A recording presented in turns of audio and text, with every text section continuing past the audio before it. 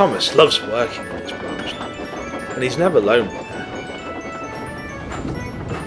He has Percy to look after the trucks, Toby and Mavis to run the quarry, and Daisy and Bertie to help him carry passengers. Hello, Daisy.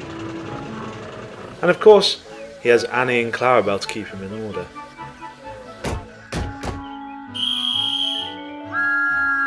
But it was not always like that. A long time ago, Thomas used to run this line on his own. The only company that he had were the other engines that he would meet at the junction. This story takes place not long after Percy had arrived on Sodor. On that day, Thomas was waiting to collect passengers from Bertie. While he was waiting, Percy arrived with some empty trucks. He had been working very hard in the yard and was looking forward to a rest.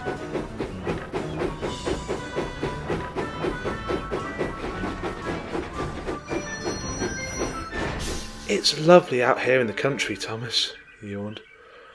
"Oh, it's so quiet and pretty. You're very lucky to work out here." "I know I am," said Thomas. "I wish I had my own branch line," said Percy. And he yawned again. "It would be a dream come true for me. How did you get your line?" "Well," said Thomas, "it wasn't easy. When I first arrived, I started out shunting in the yard, like you, pushing and pulling coaches and trucks all day long. It was fun at first, but after a while I wasn't happy doing the same jobs all the time. I wanted to see a bit of the world. My first challenge didn't go so well. When Henry was ill, I offered to pull his passenger train, but I was so excited I started before they could couple me up, and I left the coaches behind.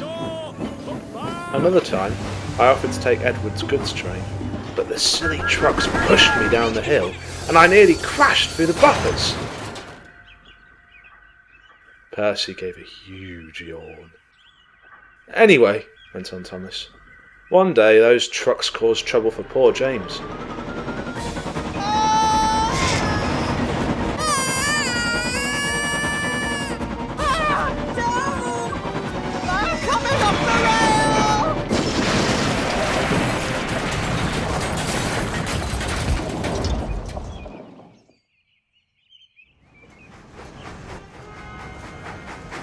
Luckily I was nearby, because I had the important job of taking the breakdown train to help him.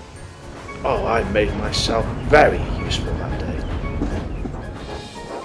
I worked really hard, pushing the unhurt trucks out of the way, and then clearing away the broken ones. Then, when the men had repaired the line, and the cranes had lifted James back on the rails, my next job was to help James back to the shed.